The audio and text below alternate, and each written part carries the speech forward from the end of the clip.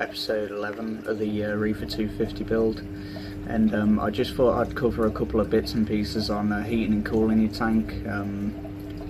Most importantly, cooling in this weather at the minute. Obviously it's summer and we're getting a pretty good one. Recently I had a chap ask me how you keep your tank cool, because he's lost a bunch of stuff.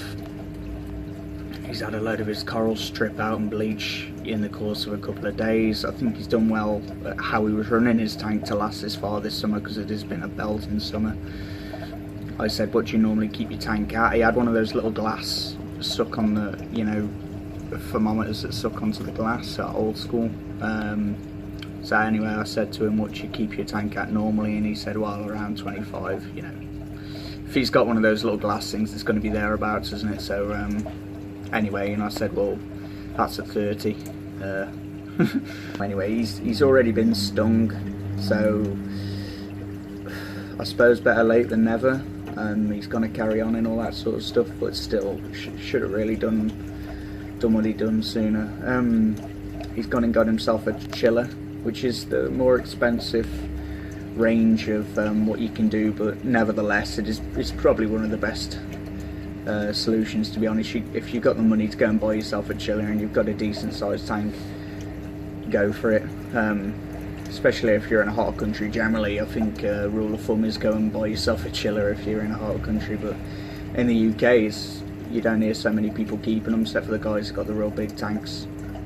When I set this tank up, because I've been stung by that one before in the past. Previously, when this tank was set up, it was LPS dominated, and we went away to Cambridge for the week, and when we came back, typically, you know, things like this only happen when you're away, but anyway, we came back and the first thing I noticed is all my torches had stripped and the hammer had stripped back, and yeah, I wasn't best pleased. I had some really nice gold torches, I had some super nice green torches. I had a really nice torch collection, basically. Go out and buy yourself one of these controllers, honestly. It's such a good investment. You wouldn't believe. All you got to do is, you'll have two ports on it. One to connect a fan, for instance, and one connects your temperature. So when it goes above a certain temperature, whatever you've got it set to, for instance, mine might be 26. Whenever it goes above 26, you see that little snowflake symbol. Oh, that little snowflake symbol will come on, and that'll turn your fans on. You'll also get a little, if it drops under, you'll get a little sun symbol turn on, and that's turning your heat on. Honestly, these are invaluable. They're such a good investment. I can't remember what I paid for this, but you're going to be looking into the £30 or £40 range. This is a good one. It hasn't done me wrong yet. It's well worth you getting them. It saves the cock up down the line, as well as, you know, buying yourself a decent heater, a bit of a fan. It's all good. It's worth doing, honestly. It is totally worth doing. If you are stuck right now, another good thing to do is you can get bottles of water. Make sure the bottle's really clean on the outside. Don't clean with any detergents or anything like that, just clean with water, but just make sure that they are clean.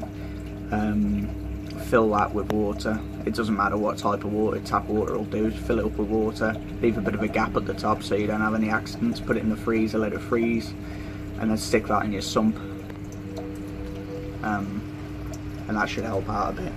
Another thing you can do is use RODI for this, but get an ice cube tray, fill it with your RODI water, freeze that, and chuck that in your tank too. And as that melts, that's going to help out your ATO as well, so you're not going to be using quite so much water. So a double winner with that one. I'll show you what I've done real quick.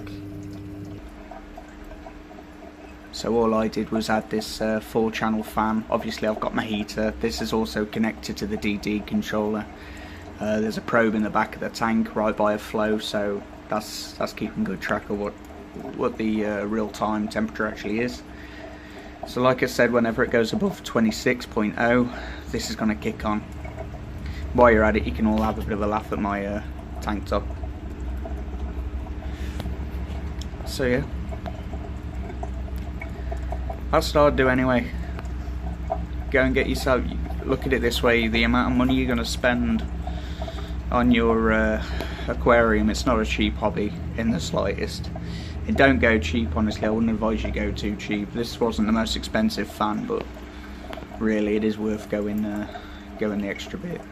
The amount of money you're looking at spending on this hobby for a extra 30 quid on a temperature controller, honestly, go and do it. Because another thing that's happened, and you'll hear a lot of people say about it at some point or another, is you'll get heaters fail on.